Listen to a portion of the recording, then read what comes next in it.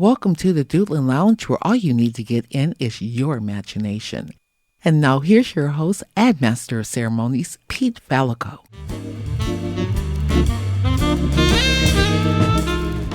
Hey, thanks so much for that, Kim Lindsay, morning host and music director at the University of Las Vegas's KUNV. That's 91.5. Thanks, Kim, for joining me here in the Doodlin Lounge. Hi, everyone. Pete Fallico, your host and Master of Ceremonies. And incidentally, our guest in this episode of the Doodlin Lounge, right now he's living in Las Vegas. So, Kim, you might run into him. I'm talking about the Dr. Curtis Robinson, our guest in my Doodlin Lounge. He's got a new CD out. It's called Dancing in the Street. It's a tribute to the musicians and music of Motown. So, ladies and gentlemen, we're going to start off with the title track from Curtis Robinson. Give him a big welcome here in my Doodlin Lounge. Dancing in the Street.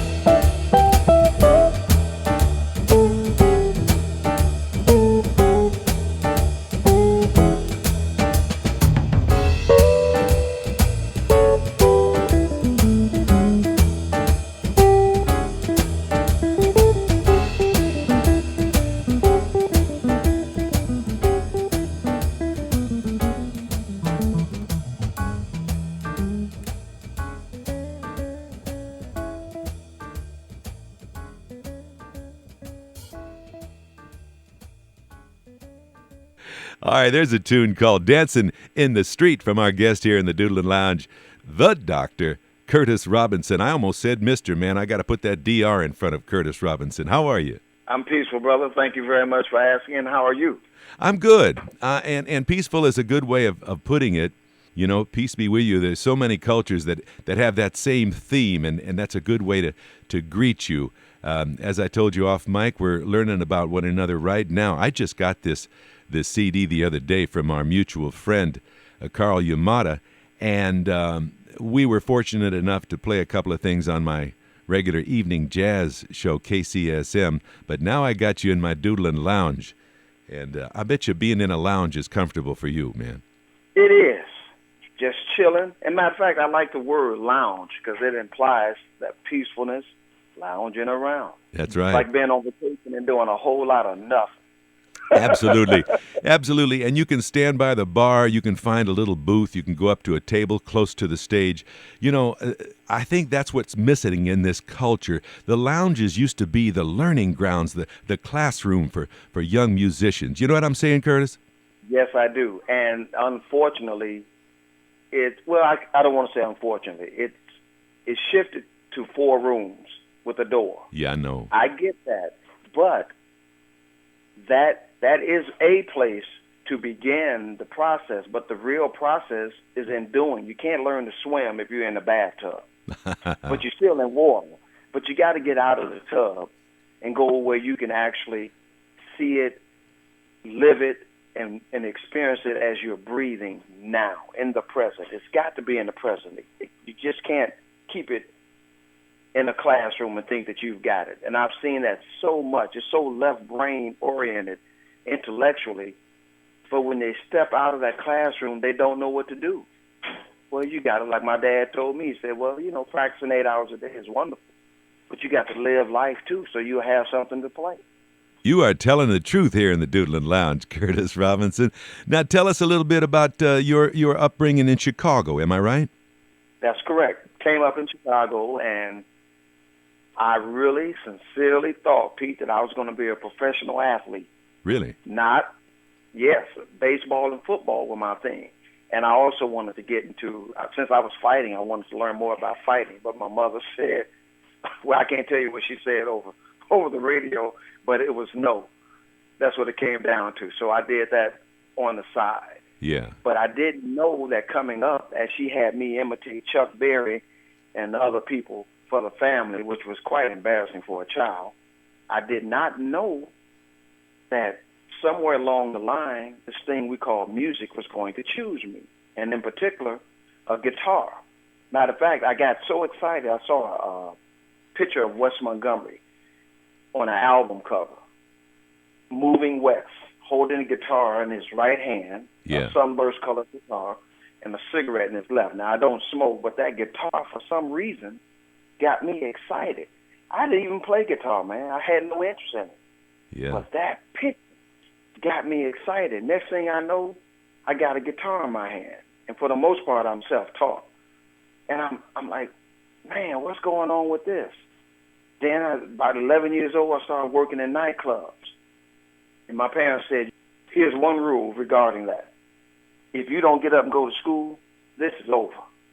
So, of course, I kept going to school, and I passed, barely, but I graduated on time. And then, next thing I know, man, I'm still playing. I'm still playing. Then I look up, and I'm in Southeast Asia. Then I'm in Russia. Then I'm in the Ukraine. And fast forward to now, oh, man, what a wonderful journey. I was going to say, this has been a fantastic journey for you. And you know, Dr. Curtis, we don't know what triggers this in a young mind, in a young boy or girl, whether it was the picture on an album cover or the sound off the radio or the clothes that the man was wearing on stage. You just don't know. But if it's in you, it's in you. I believe that. You don't have to be, but if you are receptive to what's coming from within you and you learn to trust it, even if you're scared, doesn't matter. If you just find a way to trust what's inside of you, that is all you need. I don't need to see, if I'm driving from Chicago to California, I don't need to see the entire road. I just need to see that 200 feet in front of me. And as I go along, I'm getting closer and closer to California. I just have to keep moving. and trust the process. And I found a way to trust me. My mother used to call me hardhead. Well, okay, I get that. But for me, it was, I hear what everybody is saying, but I got to believe in me and what's inside of me. Otherwise, I will be controlled by things outside of me for the rest of my life, and that's not an option. No. When I understood that on some level, it got easier. Yeah. And every time I asked the universe for help with the instrument or with music, it was given.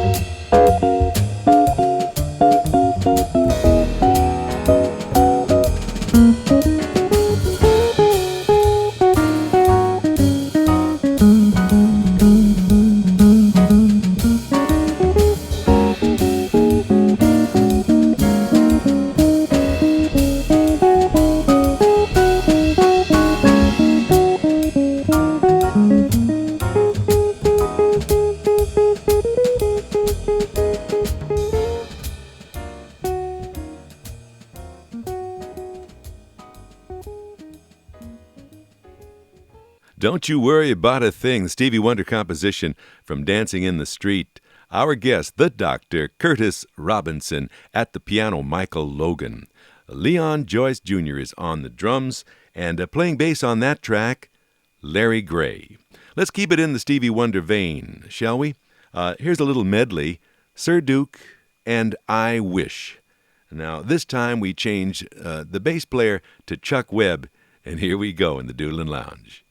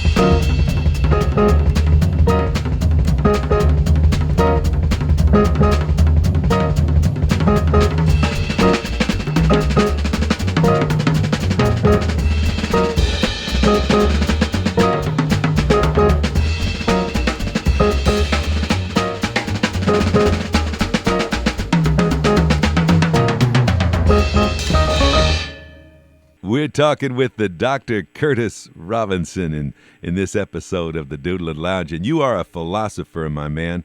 This is really good for our listeners to hear this because you're coming from your heart. But what about the doctor? Now my friend, Dr. Lonnie Smith, I asked him why they put that tag on him. And he says, because I come in and fix things. Now, where'd you get the doctor? I like that. There's a guy, he's gone now. There's a group of guys, Dave Baldwin. Dave introduced us to recording at a very young age. We were teenagers. He didn't pay us very well, but financially, that is. But the knowledge I gained from that experience is priceless because you can't buy that. And as for a teenager to learn how to operate in a recording studio, man, that was bigger than big. So one day we're sitting around, and Dave looked at me and said, "Man, you don't look like no musician. You look like a doctor or a lawyer. I'm gonna call you the doctor." There you go. And that title stuck. But check this out. With that title, part of that journey was me learning about herbs, exercise techniques, how to strengthen your body, how to get rid of arthritis, things like this. Now, I know that sounds weird and like, what? Who can get listen, you can get rid of arthritis. They're not going to tell you that because there's no profit in curing people. I'm going to leave that alone. I'm going to leave that right there. But I've done it with students of mine in my spirit, mind, and body exercise class. And I had no idea that any of that was coming to me. I just looked up and I'm doing that. It's just a wonderful journey, man. I'm hip. Now, listen, you opened the door. I'm going to ask you something, the Dr. Curtis Robinson. Now, you know, there are physical ailments that come with being a musician over a long period of time. I know saxophone players that strap around their neck all the time. Sometimes they have neck problems. You know, we can go down the line. What do you feel as a guitarist over these years has been the biggest physical challenge? Yes, I'm glad you brought that up. I used to have bad lower back problems. And guitarists in particular tend to stand in a certain posture where most of their weight, the energy of their body, is shifted to one leg or the other. And when I started studying with Ngango Mfundishi Talona, Tai Chi, I realized that not only did that clear that up, I became physically stronger. So now, that brought me to the point where I recognized that I was standing improperly for years. I was out of balance and never even knew it. It was so bad, and this is most of the population. Their balance is so bad, they don't even know that they're not balanced because they think of it as normal. Mm-hmm. And as soon as I corrected that problem went away. So I thought it was the strap cutting down on my left shoulder between the deltoid and right on top of trapezius muscle, and then down to the lower back. And when I corrected that problem through correct balance, standing, all of that pain went away. And what I decided to do was I would share this knowledge with anybody that would allow me to share it with them. Mm-hmm. Because a lot of times, often people, even if they're in pain, they say they want help, but they don't really want help. They don't listen, man. Yeah. And if you don't listen, you can't learn. You know, if I'm telling you that there's a way around a particular thing, and all you're doing is telling me what your doctor has said, which has got you on some drugs, well, then you're really not listening. You're not ready to hear what I have to say. So I leave it alone. Mm-hmm. And you go be with your pain and have fun, and I go on with my business, which does not include pain. What about that stool, Curtis? A lot of times the stage managers will ask you if you want to sit on a stool. I go back and forth. Okay.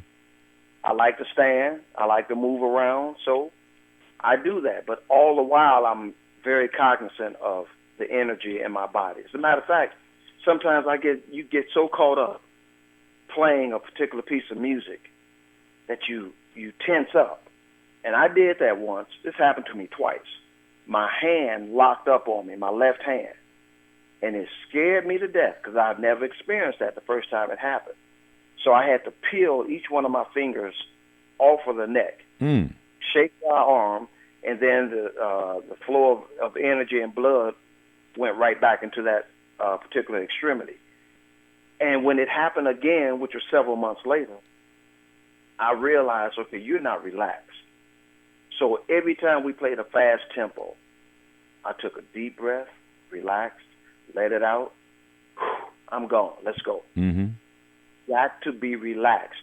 Otherwise, these instruments will hurt you because you're not relaxed.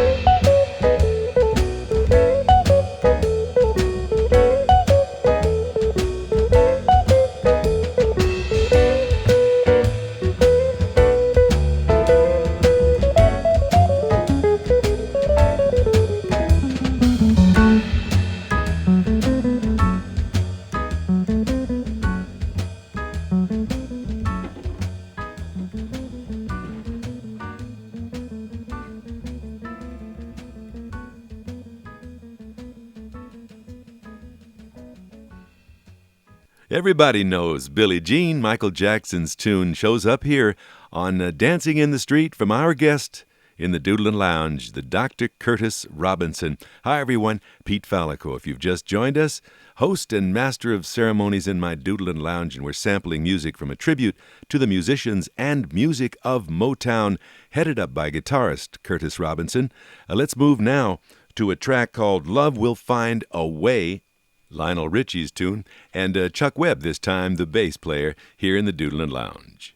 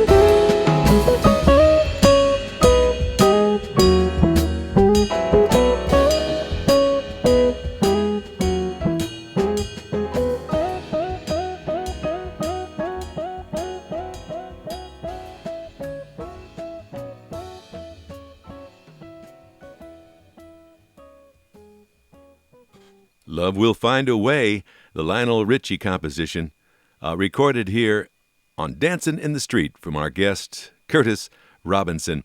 And I'm just wondering, this concept, the whole thing, the idea of a tribute celebrating the musicians and music of Motown, where'd that come from?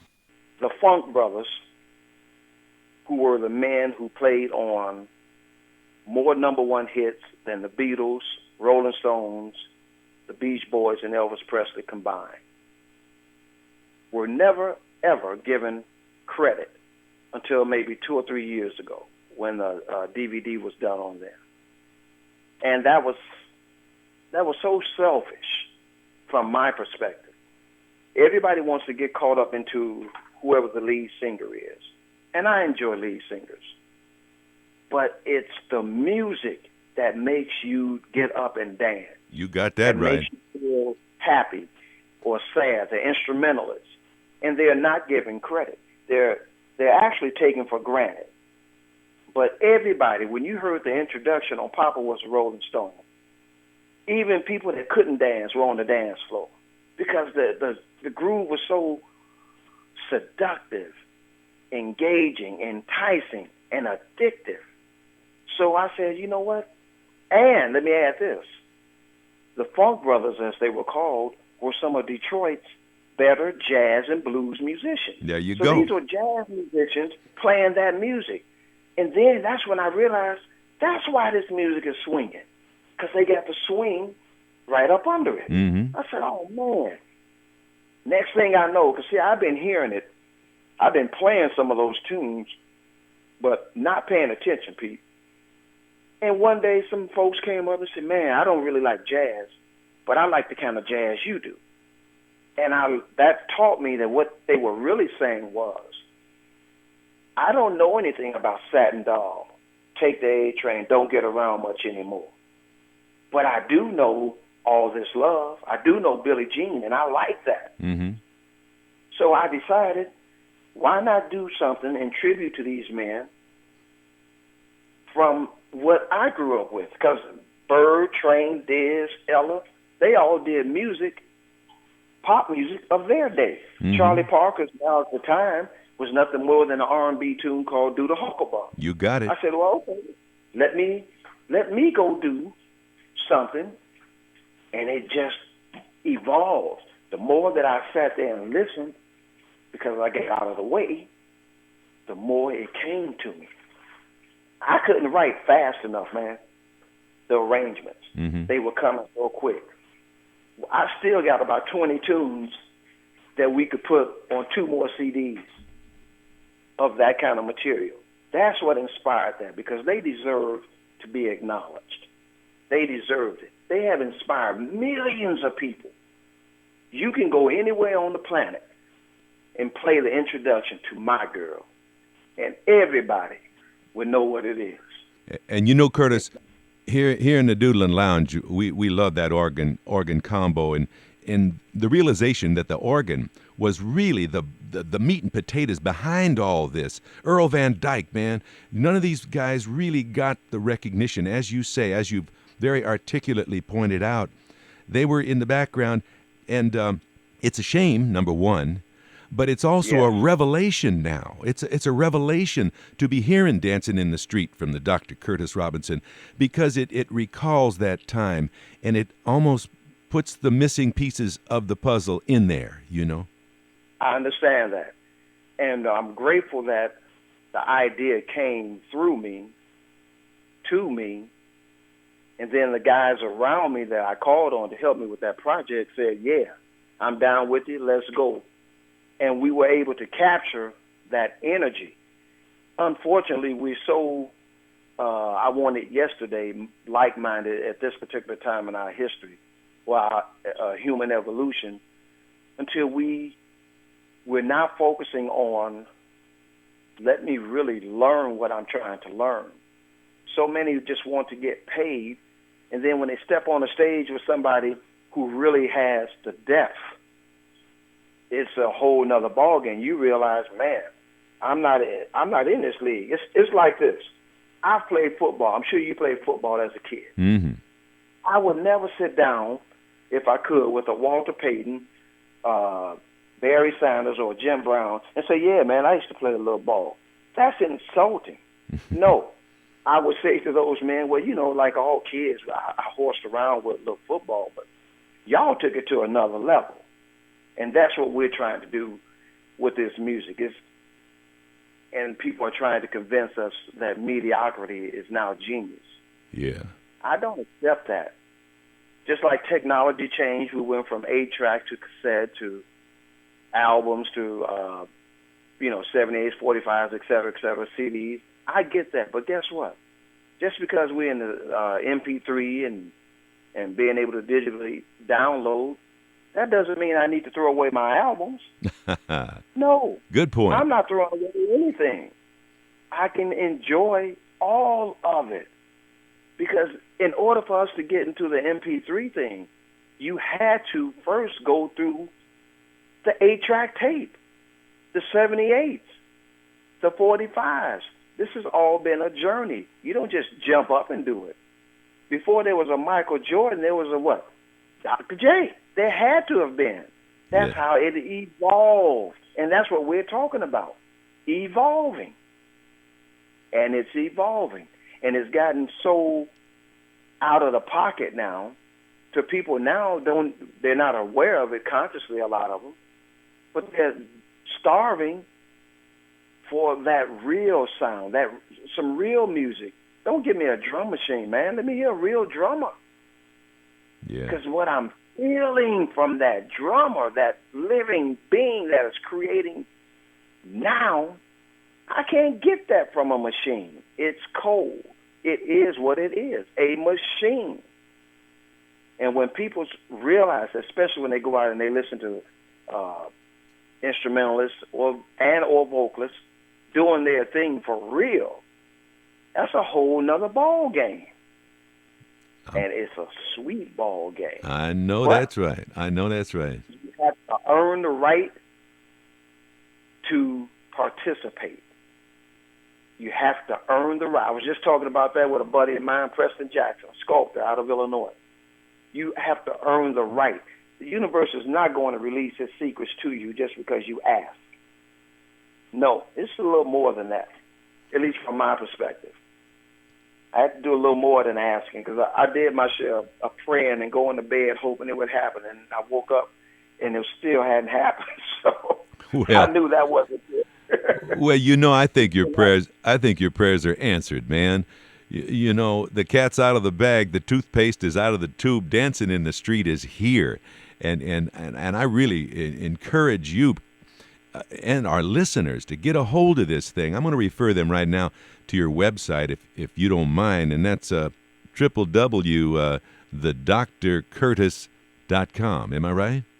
The Dr. Curtis Robinson. Oh, the Dr. Curtis Robinson. Yeah, you got the just on your CD it says thedrcurtis.com, but we'll correct that right now. thedrcurtisrobinson.com. Well, you know what? If that's on the CD, I'm not looking at it right now. Have them type it in. They'll find me one way or the other. One way or the other, man. Yeah, you Google Curtis Robinson, and it comes up, the doctor, and there it is, bigger than life. Listen, man, I'm going to save a little bit of time left for another track, and I want to thank you for your time, for your philosophy, for your attitude, man, because I think you've positioned yourself in such a way where the young and the middle-aged and the old are hearing you. This is important stuff, what you're doing. Thank you. I appreciate that, Pete. I really do. Thank you. All right. The best of luck to you, Curtis. And again, thank you for dancing in the street. And I'm going to be playing it on the Doodlin Lounge and on my radio program at KCSM. Do me a favor. Yes, sir. Text me your address because I want to send you a copy of the book with the other CD in it. I will do that. Oh, you want to talk about the book just for a minute for our listeners? Go ahead. We can. Yeah. Yeah. The title of the book that I was in, matter of fact, the way this came about was a guy was giving me a spiritual reading. And he said, have you thought about writing a book about music? I said, no. He said, what about your exercise class? And I'm like thinking to myself, are you out your mind? He said, well, just think about it. The next thing I know, within a week, I was writing on anything that I could find to write on. I even learned how to drive, keep driving, looking at the road, but write without looking, and then go home and fix it up. And out of that came my little book of thoughts, poems, short stories, and music. And it has a CD enclosed within the book, Change the World. And I wanted to just express some ideas, some ways, not the way, just some ideas and some ways of looking at life and different things that life offers. And there is no one way to do anything. This is just an idea. There are many, many others that are just as good. And, you just read it, enjoy it, and it does to you perhaps whatever you need done to you based upon where you are in your particular evolution, living in this world. And that's how that came about. And I'm so grateful that the idea came through me to me and to have done it. Mm-hmm. And, well, of course, sometimes they buy it and they enjoy it, and I'm grateful for that too. That can also be found at cdbaby.com. Man, Curtis Robinson, you go ahead and change this world, because somebody needs to, and you sound like you're going in the right direction, my man. Again, thank you so much, and we just wish you continued success. All right, we're gonna let you have one more little taste of dancing in the street from our guest, Curtis Robinson. This is entitled Who's Lovin' You? And then, through the miracle of today's technology, I'm talking about iTunes, we're going to listen to Change the World, the track that Curtis was just talking about, and that'll be our signature for this episode of the Doodlin Lounge. Pete Fallico here, saying go forth and do good, won't you?